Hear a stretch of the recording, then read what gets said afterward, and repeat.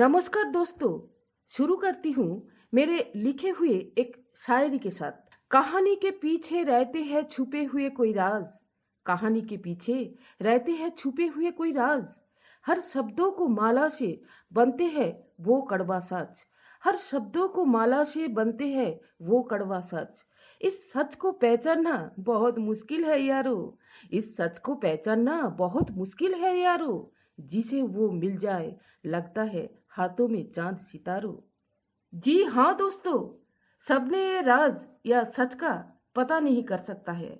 इसलिए वो कहानी सिर्फ कहानी नहीं बनता है, बल्कि बन जाता है एक रहस्य कहानी। दिल थाम के बैठिए दोस्तों, धीमे धीमे हम रहस्य की तरफ आगे बढ़ रहे हैं।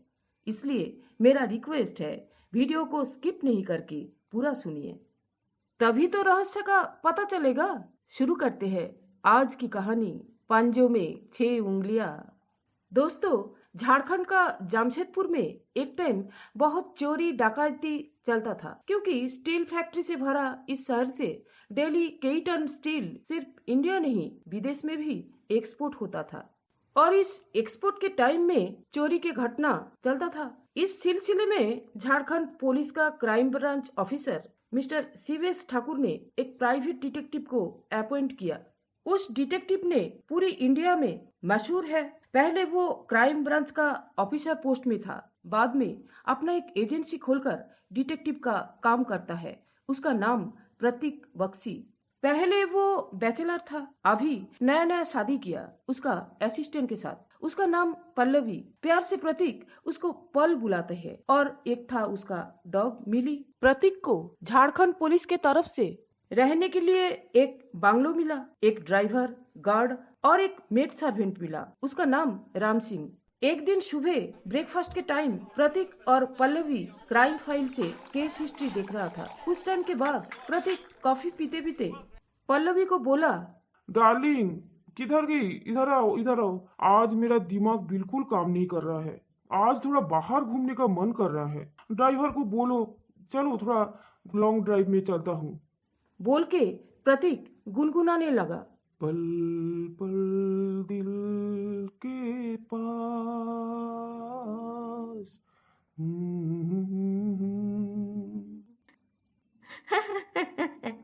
अच्छा, प्रतीक सर तो आज बहुत मूड में है, पर इन्वेस्टिगेशन का क्या होगा? स्वीटर, सब हो जाएगा। सिर्फ थोड़ा सा माइंड फ्रेश करना है। जल्दी रेडी हो जाओ। मिली मिली, चलो बेटा, तुमको भी तैयार कर देता हूँ। हम लोग घूमने जाएंगे। तभी बाहर कॉलिंग बेल का आवाज सुनाई दिया। प्रतीक बताया, ओह शिट, जाते वक्त कौन आ गया? राम सिंह, राम सिंह, देखो तो कौन आया है। राम सिंह आके बताया, साहब, एक आदमी बाहर खड़ा है। आप लोग नाश्ता कर रहे थे, इसलिए डिस्टर्ब नहीं किया। उसका अपॉइंटमेंट है? नहीं साहब, पर साहब वो बोल रहा है मिल के ही जाएंगे। 5 मिनट लगेगा बात करने का। ठीक है, बुलाओ उसको। अंदर पहुंचा एक आदमी, जिसको देखकर प्रतीक और पल्लवी को हंसी आ गया। एकदम भोला टाइप का आदमी था वो। लंबा दुबला पतला, छोटा मुंह में मोटे लंबा मूछ और साइज से बड़ा एक टी शर्ट पहनकर था वो। बहुत कमजोर भी था। प्रतीक ने पूछा, आप कहाँ से आ रहे हैं? सर, मैं टेल्को कॉलोनी से आ रहा हूँ। मेरा नाम नीलेश शर्मा है। मैं बहुत मुसीबत में पड़ चुका हूँ। आप मुझे मदद कीजिए। मुझे लग रहा है मेरा जान को खतरा है। सर, आप मेरे साथ चलिए प्लीज। आप इन्वेस्टिगेट कीजिए। अरे अरे रुकिए तो, अब तो एकदम शुरू हो गया। पहले यहाँ आराम से बैठिए। पल पल, पहले इनको पानी पिलाओ। पल्लवी एक गिलास पानी लेकर आदमी को देते ही वो एक सांस में पूरा पानी खत्म करके रुमाल से पसीना पोंछा। देख के ही लग रहा था बेचारा बहुत डरा हुआ था। देखिए, हम लोग बाहर जाने वाला है। आपका केस हम ले नहीं पाएंगे। पहले से एक केस को लेकर हम लोग बहुत उलझन में है। नीलेश तुरंत रोते हुए बताया, पहले सुन तो लीजिए मेरी समस्या, बाद में सोचिएगा। प्रतीक बोला। ठीक है, बताओ अपना समस्या। नीलेश बोलना शुरू किया। सर, मेरा माँ बाप नहीं है। मैं टेल्को कॉलोनी में किराए से रहता हूँ, मेरे बीवी बच्चों के साथ। पहले मैं एक प्राइवेट कंपनी में नौकरी करता था। मैं बीकॉम पास हूँ और उस कंपनी बंद हो जाने के बाद मैं बेरोजगार हो गया। नौकरी के तलाश में इधर उधर घूमता रहा। एक दिन मार्केट से घर के तरफ आ रहा था। अचानक मेरा नजर गया एक घर के सामने लैंप पोस्ट पर। उसमें टंगा हुआ था एक पैम्पलेट। उसमें लिखा था, जिस इंसान का दाहिने पंजों में 6 उंगलियां हैं उसे ये नौकरी मिलेगी। किस टाइप का नौकरी, इसके बारे कुछ भी लिखा हुआ नहीं था, सिर्फ एक फोन नंबर था। मैंने तुरंत हाथ में लिख लिया और घर पहुंच कर मैं अपनी बीवी को बताया। प्रतीक चिल्ला के बोला। अच्छा, आपको भी 6 उंगलियां है? नीलेश बताया। नहीं सर, पूरा मैच नहीं हुआ। मेरा बायां पंजों में 6 उंगलियां हैं। फिर उसी दिन मैं उस नंबर पे फोन लगाया। एक आदमी फोन उठाया था। उसने बताया, आपको लोकेशन भेज रहा हूँ, आप वहीं पहुंच जाओ। अगले दिन लोकेशन ट्रेस करके जाना शुरू किया। वो जगह टेल्को कॉलोनी से 1 घंटे की दूरी में था। उस जगह का नाम बिष्टुपुर है। वो एक गांव है। मेन रोड के साइड में एक कॉलोनी है। कॉलोनी के बीचों बीच एक पतली गली है और उस गली के पीछे एक खाली ग्राउंड है। वहां उसका मकान दिखाई दिया। वहां जाकर मुझको लगा यही ऑफिस होगा। मैं गेट के सामने खड़ा होकर डोरबेल बजाया। देखा गेट खुला है और एक मोटा लंबा और एक दाढ़ी वाला आदमी। उसको मैं फोन नंबर के साथ लोकेशन का बात बताया। सुनकर उसने मुझे अंदर ले गया। वो एक बड़ा सा रूम था। लग रहा था यही ऑफिस होगा। टेबल के चारों तरफ 6 चेयर था, पर वहां बैठा था बुढ़ा आदमी। वो एक फाइल देख रहा था। दाढ़ी वाला आदमी बुढ़ा आदमी को बोला, सर ये आदमी इंटरव्यू के लिए आया है। बुढ़ा आदमी इशारों से मुझे टेबल के ऊपर दोनों हाथों का पंजा रखने को कहा। मैं हाथों का पंजा उसके सामने रख दिया। दाढ़ी वाला आदमी ने कहा, आपका दायां पंजों में तो 6 उंगली नहीं है, बायां पंजों में है। उसके बाद उन दोनों ने आपस में कुछ बातें की और मुझे बोला, ठीक है, नो प्रॉब्लम, कल 11 बजे आकर आप ड्यूटी ज्वाइन कर सकते हैं। ड्यूटी टाइम 11 से 7 बजे तक का है। तब तक मुझे कुछ डाउट हुआ, ये कैसा नौकरी है जिसमें कोई बायोडाटा देखना नहीं चाह रहा है। इतने टाइम प्रतीक चुपचाप सुन रहा था। अचानक बताया। इंटरेस्टिंग। फिर क्या हुआ? मैंने वो दाढ़ी वाला आदमी को पूछा, सर मुझे करना क्या है?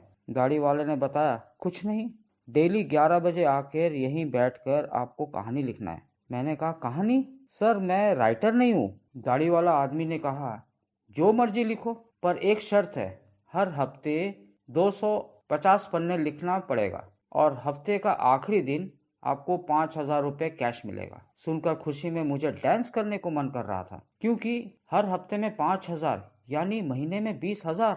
ये 20,000 का तनख्वाह कहाँ मिलता है? पल्लवी हंसते हुए बताया। Excellent job.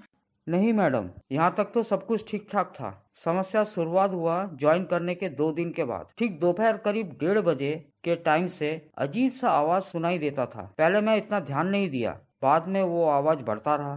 प्रतीक ने पूछा, किस टाइप का आवाज? जैसे कुछ भारी सामान, जैसे टेबल खींचने का आवाज, उसके बाद कुछ इंसानों का हंसी मजाक करने का आवाज, खांसने का आवाज, सामान गिरने का आवाज, कभी कभी मशीन का चलने का आवाज आता है। पल्लवी बताया। हो सकता है मकान के पीछे कोई फैक्ट्री होगा। नहीं मैडम, यही तो आश्चर्य वाली बात है। जहाँ वो मकान है, आगे पीछे खाली जमीन, ना किसी का घर, ना ही कोई दुकान, और वो 1 मंजिला मकान है जहाँ मैं बैठकर लिखता हूँ। उसका दरवाजा खुला रहता है और टॉयलेट वो भी खुला रहता है। पर बाकी उस रूम के साइड में और भी 2 कमरा है, उसमें हमेशा ताला लटका रहता है। बीच में एक कुआं है, वो भी मैं झांक कर देखा, वो सूख गया है, पानी का नामो निशान नहीं है। और 1 मंजिला है, इसलिए ऊपर जाने का सीढ़ी भी नहीं है। ये बात मैं जानने को उत्सुक हूँ, क्या कोई मुझे मारने का कोशिश कर रहा है? मैंने किसका क्या बिगाड़ा? प्रतीक हंसते हुए बताया। कहानी लिख लिख कर आप कल्पना में उड़ रहे हैं। थोड़ा प्रैक्टिकल थिंकिंग कीजिए। अगर एक मकान का आगे पीछे खाली जमीन है, आवाज कहाँ से आएगा? जमीन के नीचे से? सर ये भी हो सकता है, ये तो मेरा दिमाग में आया ही नहीं। अरे नहीं नहीं नहीं नहीं, मैंने ऐसे मजाक में बोल दिया। शांति से घर जाओ, कुछ नहीं होगा। अच्छा, आपको इस हफ्ता का पैसे मिल गया और अपॉइंटमेंट लेटर? सर पैसे तो मिला, पर अपॉइंटमेंट लेटर अभी तक नहीं दिया। ठीक है, दे देगा। बेफिक्र होकर नौकरी कीजिए। बाद में कोई प्रॉब्लम हो तो मेरे पास आइएगा। हम लोग बाहर जा रहे हैं अभी, बिल्कुल टाइम नहीं है। ठीक है? अगले दिन नीलेश ऑफिस गया। 2-1 घंटा कहानी लिखने के बाद वही सामान खिसकने का, हंसने का, बात करने का आवाज सुनाई दिया। वो घबरा गया।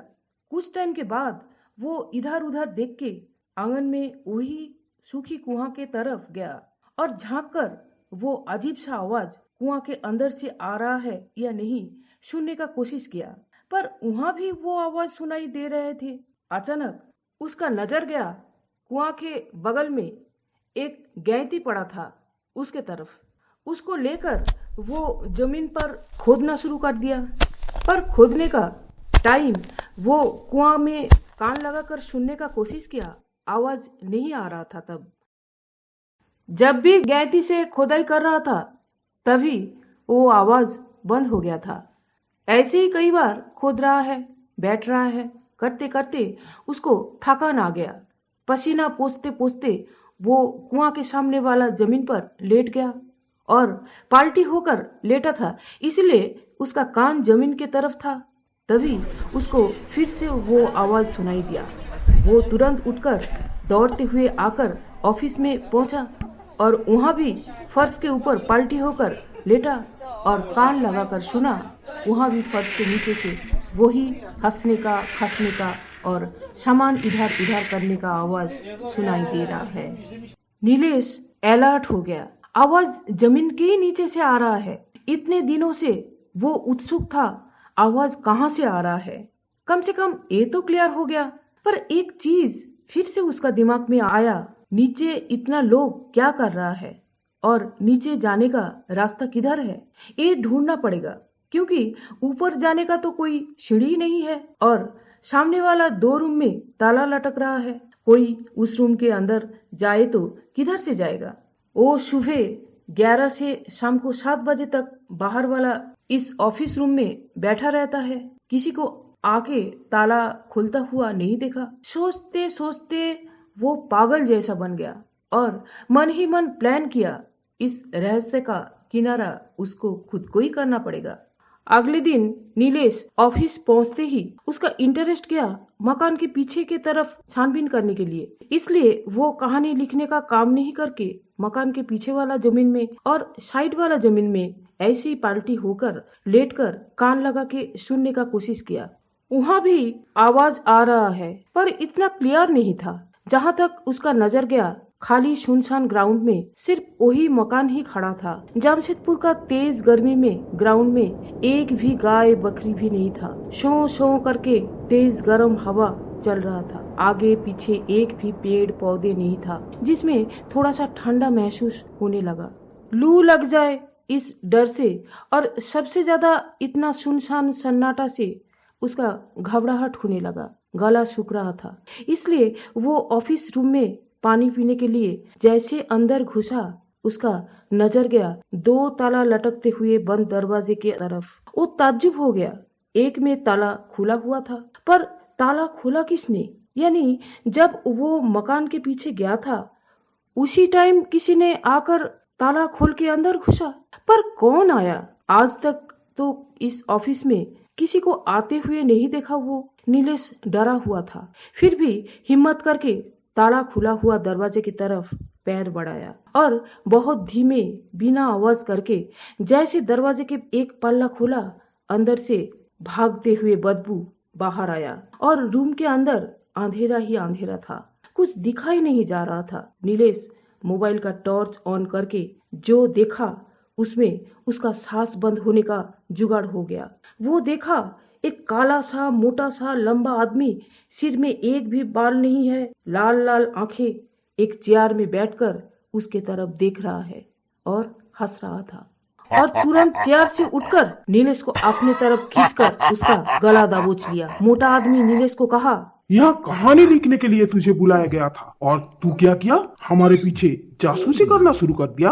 मुझे छोड़ दो, मुझे छोड़ दो, मैं नौकरी छोड़ दूंगा।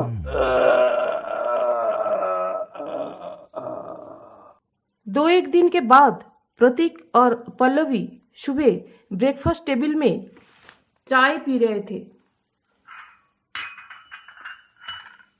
और न्यूज़पेपर पढ़ रहा था।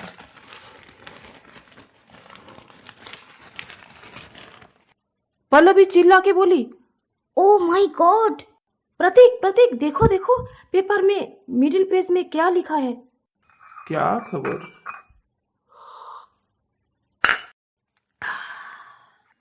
उस दिन जो आदमी हमारा पास हेल्प लेने के लिए आया था, उसका नाम नीलेश शर्मा था, याद आया? उसका मर्डर हुआ है। उसका बॉडी मिला यहाँ से 3 किलोमीटर दूर एक गांव का गन्ने का खेत में। पहले तो उसका बॉडी आइडेंटिफाई करना मुश्किल हो रहा था। बाद में उसका पैंट का जेब से पर्स मिला एक। उस पर्स के अंदर था उसका आधार कार्ड। प्रतीक पल्लवी को बताया। सिट, गलती हो गया यार, गलती हो गया। नीलेश का बातों को सीरियसली हम सोचा ही नहीं था।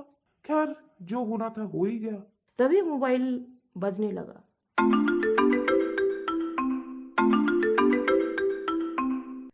Crime branch officer Shivesh Thakur का कॉल।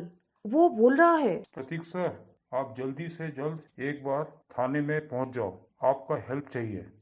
यस सर, अभी पहुंच रहा हूँ। थाने में पहुंचकर प्रतीक एसीपी मिस्टर सक्सेना के साथ पहले मीट किया। उसने प्रतीक को केस फाइल दिखाया, क्योंकि फाइल में फॉरेंसिक से जो रिपोर्ट आया था उससे पता चला नीलेश को पहले मारा गया था 3-4 घंटे पहले, बाद में गन्ने का खेत में फेंका गया था, इसलिए उसका कटी हुई गले का खून सूख गया था। एसीपी प्रतीक को रिक्वेस्ट किया केस सॉल्व करने के लिए। अगले दिन नीलेश जिस ऑफिस में बैठकर कहानी लिखता था, उसी जगह में इन्वेस्टिगेशन के लिए झारखंड पुलिस का पूरी टीम के साथ प्रतीक और पल्लवी और डॉग मिली जा रहा था। पुलिस वैन में प्रतीक इंस्पेक्टर मिस्टर ठाकुर को पूछा, सर, हम लोग शॉर्टकट लेते हैं क्योंकि उस जगह गांव एरिया है, पहुंचते करीब 2 घंटे लगेगा। इसमें दुश्मन अलर्ट हो जाएगा और मेन रोड में जो ट्रैफिक पुलिस खड़ा है उसको बताइए बाहर स्टेट का कोई गाड़ी का नंबर देखे तो उसको आना बंद करे। शिवेश ठाकुर वही किया। 1 घंटा के अंदर पुलिस वैन पहुंच गया उस गांव में। मेन रोड से हटकर एक पतली गली से पुलिस वैन बड़ी मुश्किल से उस ग्राउंड में 1 मंजिला मकान के सामने आके खड़ा हुआ। गांव का उस गली से बहुत पब्लिक ने पुलिस वैन देखकर डर गया और शोर मचाया। गली के मोड़ में 2-4 लड़का ताश खेल रहा था। इंस्पेक्टर चिल्ला के बोला, ओ भाई, इधर आओ, यहाँ किस टाइप का काम होता था? मालूम नहीं, यहीं आज तक हमने कोई बंदे को नहीं देखा। सुबह 11 बजे आता था, शाम को घर चले जाता था और किसको आते जाते हमने नहीं देखा। ये क्या किराए का मकान है? नहीं सर। उसी टाइम पुलिस वैन का ड्राइवर बोला, सर, इस गांव मेरा चाचा जी रहता है, उसको फोन में पूछा था मैंने और वो बोला किसी मुकेश साहनी बोलकर उस 1 मंजिला मकान का मालिक है और वो रहते हैं ग्राउंड का किनारे में, वो जो 2 मंजिला मकान देख रहे हैं ना, उसमें। Very good. प्रतीक एक चीज नोटिस किया, 1 मंजिला मकान और 2 मंजिला मकान के बीच जो ग्राउंड है वो बहुत ही बड़ा। पैदल चले तो करीब 8 से 10 मिनट तो लगेगा ही। इसलिए नीलेश ने उस 2 मंजिला मकान की तरफ ध्यान नहीं दिया। प्रतीक इंस्पेक्टर ठाकुर को कहा, सर, एक डांडा मिलेगा क्या? कांस्टेबल आके प्रतीक को एक डांडा दिया। प्रतीक डांडा ठोकते हुए 1 मंजिला मकान से मेन रोड के ऊपर जहां ट्रैफिक पुलिस खड़ा है वहां तक आया और कांस्टेबल को कहा, नापो हम कितने कदम आया। और वैन में रखा हुआ एक साउंड डिटेक्टर, उसमें प्रतीक डांडा ठोकने का आवाज रिकॉर्ड किया। फिर वो आया 1 मंजिला मकान से ग्राउंड के तरफ, वहां भी ऐसे ही डांडा ठोकते हुए